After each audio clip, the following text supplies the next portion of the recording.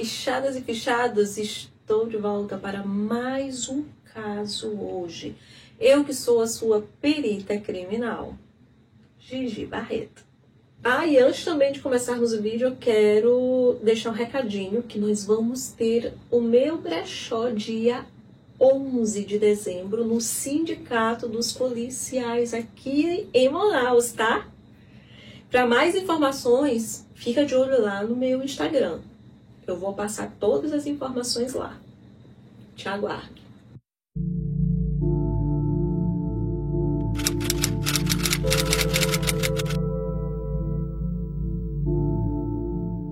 O caso de hoje, ele com certeza se tornará uma das grandes incógnitas do Brasil.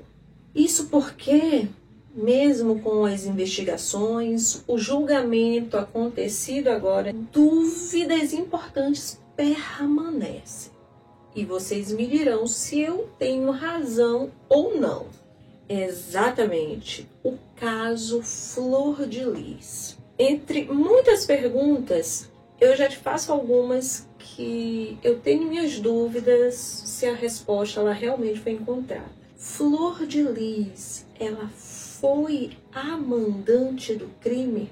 Essa é a primeira. A segunda, o motivo do crime teria sido os possíveis abusos ocorridos dentro da família por parte da vítima, pastor Anderson do Carmo?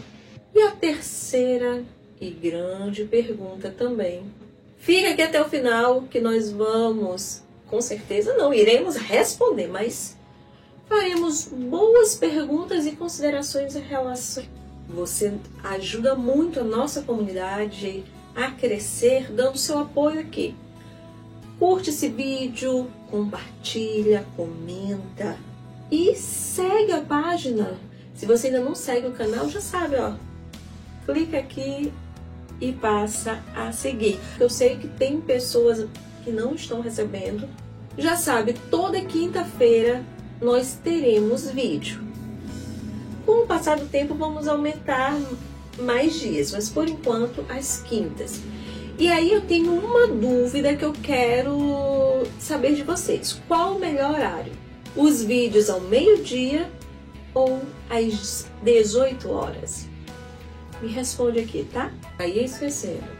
Me segue na Então vamos para este caso. Eu quero que vocês entendam que esse caso, para mim, como policial, ele é muito delicado.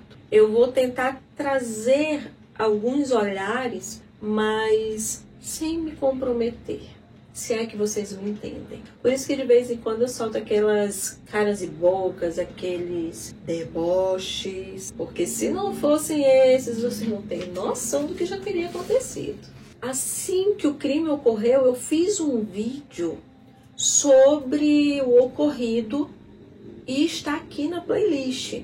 Você pode buscar para ter mais informações. Então, o que eu vou trazer aqui é um compilado para termos uma maior noção e embasar o que eu vou questionar mais lá para frente.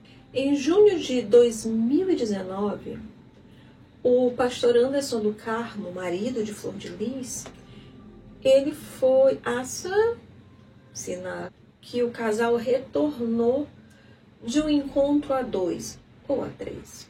Você já sabe o que rolou, né? Mas daqui a pouquinho, vamos, que senão a TDAH aqui, ela vai e volta. E com a morte de Anderson do Carmo, justamente isso e muito mais sobre o famoso casal gospel veio à tona. Uma verdade jamais imaginada que estaria por trás desse lucrativo casal evangélico. Já de supetão, todos nós ficamos sabendo que o casal, eles estavam retornando de uma casa de swing. Pararam para comer e depois foram para casa. Opa, o que tem ir para uma casa de swing? Eu não tenho nada a ver com isso, é a escolha de cada um. Mas para um casal evangélico, vai contra os preceitos. Eu já fui evangélica. e eu sou cristã. Então isso bate com a pública que vive disso e faz muito dinheiro, como era o caso da Flor de Lis. Cantora evangélica, começou a vir esse boom dela, né? Com a ação de caridade, voluntariado, pegar as crianças que estavam na rua em situações de risco. Foi assim que ela ficou conhecida, né? Como a jovem mãe de mais de 50 crianças. Anderson do Carmo, ele foi um dos filhos no abrigo dela, né? Na casa dela, adolescente. Diferente dos demais, ele não tinha uma situação de risco. Há relatos, né, em documentários, biografias do casal, que o Anderson do Carmo, na época, ele disse que ali que ele iria ficar. Há quem diga, inclusive, que ali que ele iria amarrar o bode dele, né? Palavras dele. Adolescente. E ele realmente se amarrou ali. Ele começou namorando a filha biológica de Flor de Lis e, posteriormente, casando com a Flor de Lis. Então, ele passou de filho afetivo a pai dos filhos afetivos. Ele era visto como uma pessoa de autoridade, mesmo quando não tinha um relacionamento com a Flor de Lis. E foi ele, sim, conseguiu direcionar as habilidades, as características da Flor de Lis e transformou tanto a Flor de Lis quanto a família num grande império, com muitas igrejas espalhadas, shows da Flor de Lis, e antes da morte, né, dele, conseguiram o quê? Eleger a Flor de Lis a deputada federal. Aqui tem um ponto muito importante. A família que estava ali unida em todos os passos, né, com essa nova etapa, certamente deviam sonhar, né, grandes voos e tudo mais. Só que o Anderson, ele não pensava desse jeito, não. Não igual aos outros. Enquanto os filhos afetivos, biológicos queriam mais, ele ia cortando as asas. Tanto é que, entre as provas coletadas e apresentadas pelo Ministério Público, a polícia apresentou uma conversa entre André e Flor de Lis sobre o fato do pastor querer cortar o pagamento dos planos de saúde dos filhos, deixar a cargo de cada um, para cada um pagar o seu plano. Eles não tinham gostado muito disso, não. Então, aqui é só uma pontinha do que já deveria estar ocorrendo naquela família.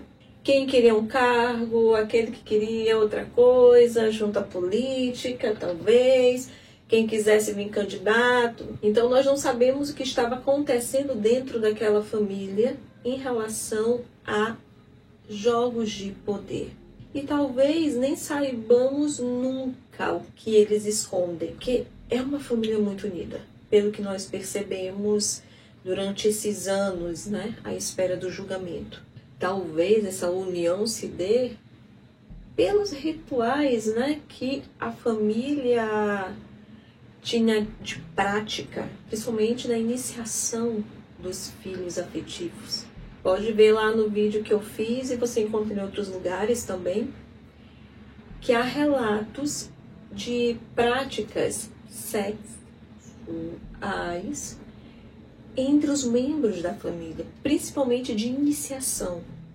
Então lá você vai ver aí uma parada da Flor de Lis, que ela se dizia uma entidade, recebia aí um nome diferente, e cada um lá tinha um nome também. Ela se dizia enviada, né, para algo muito maior, cheia dos poderes espirituais. Então, tinha aí umas coisas meio estranhas.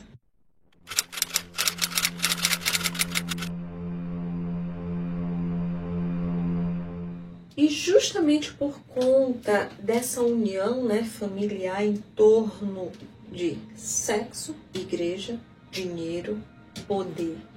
São elementos perigosíssimos, principalmente quando juntos e misturados, e cada um querendo uma porção maior. E é interessante como aí surge a narrativa do abuso sexual. Com as orgias comuns, consentidas, normalizadas dentro da família, a narrativa de abuso, ela perde força. Mas isso também não significa que não possa ter ocorrido. Mas existem alguns elementos interessantes encontrados aí nesse caso. Vamos ao julgamento. O julgamento ele foi pesado, durou 7 dias. Agora em novembro, do dia 7 ao dia 13 de novembro. E, infelizmente, ficou em segredo de justiça. Por isso que muitas das informações elas não estão à disposição, tá? Na internet. Foram 11 indiciados nesse caso. Alguns deles já foram julgados em 2021. Desses, os únicos absolvidos foram a Mirza, a Rayane e o André Luiz. Todos os demais foram condenados ou pelo homicídio triplamente qualificado, a tentativa de homicídio duplamente qualificado, com envenenamento, a tentativa de homicídio privilegiado, associação criminosa armada, documentação ideologicamente falsa. Os condenados pelo homicídio triplamente qualificado e as tentativas foram Simone, Flor de Lis, Flávio e Lucas. Claramente a maior pena foi da Flor de Lis, 50 anos. Pelo que podemos acompanhar, a gente percebe o quê? Duas narrativas, uma da defesa e a outra do Ministério Público, acusatória. A do Ministério Público, a motivação seria crime de ganância, simplesmente pelo fato de Anderson ser o que detinha os poderes em relação às finanças da família. Ele mantinha um rigoroso controle financeiro. Nada passava sem autorização dele. E como eu falei para vocês no início, o que aconteceu? Flor de Lis ganhou uma eleição. Com isso, subiu de nível. Poder também, o financeiro também. Então a mente ali começa a borbulhar dos ganhos que está se vindo, né? E por outro lado, o pastor Anderson está ali controlando tudo. Alguém fica desgostoso.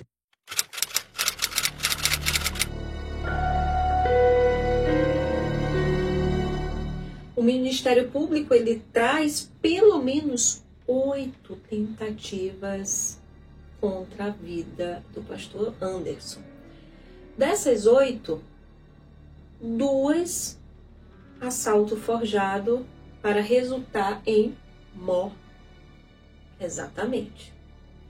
E essas, o Ministério Público apresentou as provas de conversas telefônicas por WhatsApp, né? Então aí é a perícia, tá? Então os celulares que se conseguiu, né? A gente sabe que o da Flor de Lis e o do Anderson foram jogados fora, né?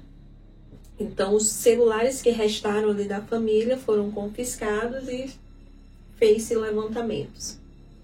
Então a perícia conseguiu boas conversas, trocas de mensagens, entre elas, como a dos familiares falando que das tentativas de assalto, quando o pastor foi vender um carro, a outra quando ele estava em casa também, e aí essa segunda tentativa, o pistoleiro não teve coragem, né? Então eles relatam isso na conversa.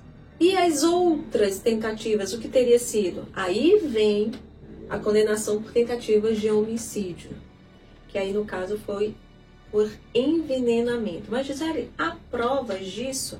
O que nós temos são os prints e os laudos das entradas de Anderson nos hospitais, né? E aqui vem o meu olhar como perita. Aqui eu acho complicado. E justamente por ser possível investigar a presença de venenos ou subprodutos, mesmo depois de morto, no pós-mortem, claro, isso a depender do tempo de morte, depender da presença ainda de órgãos, sejam repositórios dessas substâncias, para, no caso, arsênio, cianeto e outros, que não seja chumbo, que é o que se encontra nos ossos. Aí a pergunta que eu faço: quando veio à tona a história do envenenamento? Fazia quanto tempo de morte do pastor Anderson? Por que não foi feita a exumação? Foi feita a exumação? O Ministério Público apresentou como prova um laudo feito por um perito do Ministério Público, onde ele concluiu que foi envenenado e possivelmente por arsênio. Isso baseado em quê? Nos sintomas da vítima. Isso é válido? Vamos lá. Se os sintomas por envenenamento de arsênio forem sintomas únicos, aí beleza. Se só o envenenamento de arsênio produz aquele tipo de sintomas, ou de qualquer outro veneno, né, que tenha sido elencado. Se são sintomas excludentes de todos os outros presentes no universo de venenos, aí beleza. Compreenderam isso aqui? Mas se não, se dá margem para mais de um tipo de veneno ser colocado ali, ou, ainda pior, sintomas que não são apenas de casos de envenenamento, sintomas que são de outras situações. Eu, na minha visão, eu vejo como muito frágil uma prova dessa. Eu não vejo como uma prova robusta. Eu posso estar errada? Posso, né? Claro que eu posso estar errada. Meu pensamento, né, pode estar errado. E aí, você acha que eu estou errada? Me fala aí. Isso me preocupa porque, se aconteceu num caso de grande repercussão, imagina em casos de quase nenhuma repercussão. A minha preocupação, ela está bem aí. Havia como ser feita exumação do corpo, ser feito perícia, se fosse exumado a tempo, ou mesmo que passasse tanto tempo, vamos fazer pelo menos dos ossos, para ver se encontra alguma coisa e exclui. Isso seria um governo dos sonhos, tá? Isso aí seria uma situação dos sonhos, mas nem o básico aconteceu. Dentro desse panorama do envenenamento, o Ministério Público apresentou as pesquisas feitas nos celulares, né? Tanto da Marzi quanto da Simone. Elas fizeram pesquisas buscando saber sobre venenos, qual tipo usar, onde encontrar, incluindo aí também pesquisas sobre pistoleiros. Então, esses prints, eles são provas? Não, eles não são provas. Não sei se foi considerado prova. Ao meu ver, são indícios. Eu ter pesquisado alguma coisa não significa que eu agi. Eu quero que vocês entendam isso. Agora, é claro, um indício desse num universo de acontecimentos fortalece uma narrativa. E essa narrativa, ela já estava, pelo menos assim, forte para ela ter sido incrementada ainda mais com esses prints. A única pessoa que afirmou que envenenou foi a Mirza, que foi absolvida. E ela afirma que foi amando da Flor de Lis.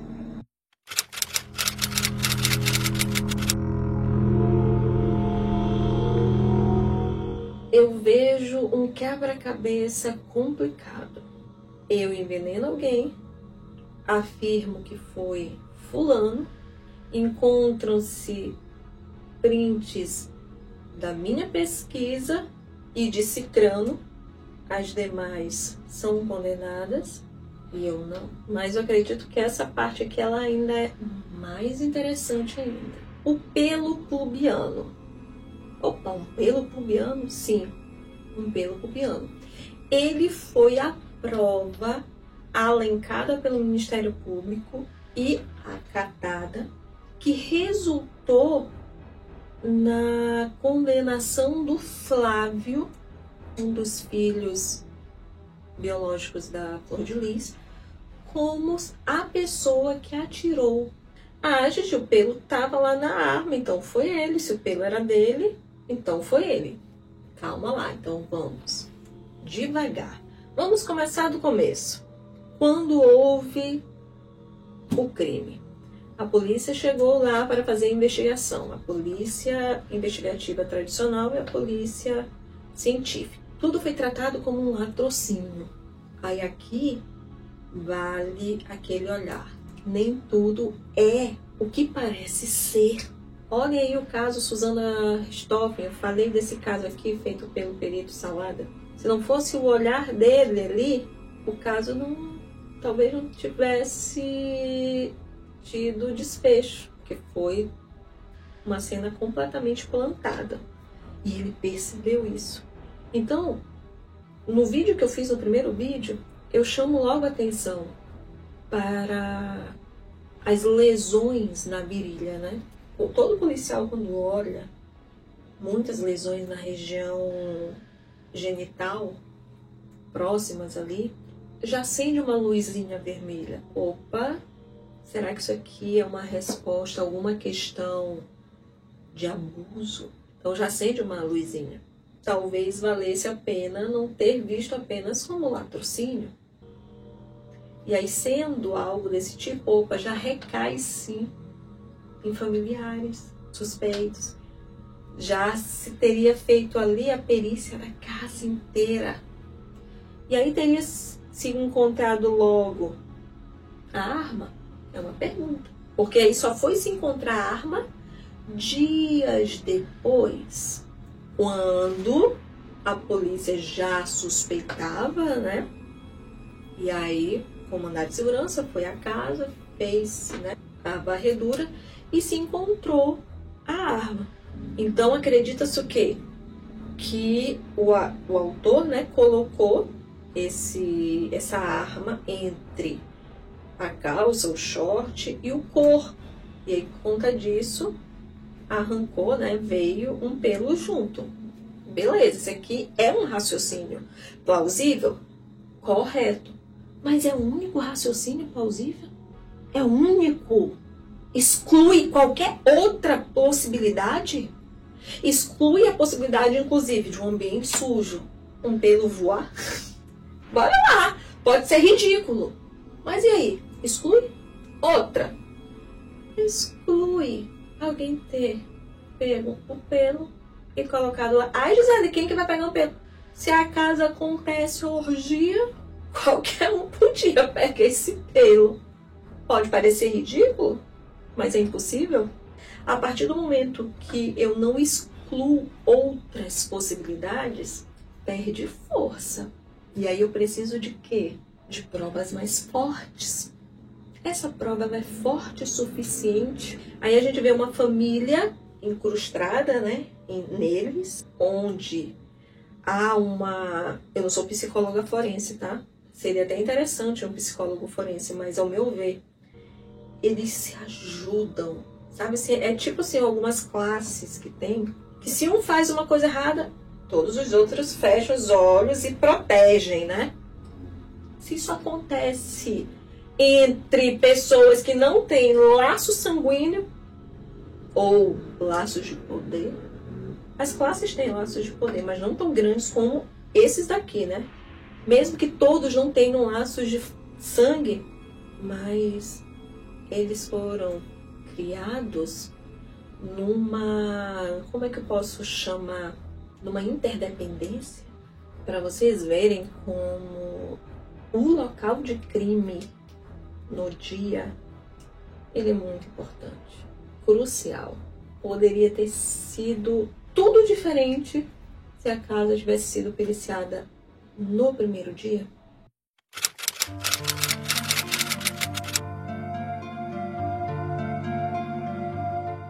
Esse aqui é uma opinião minha, tá?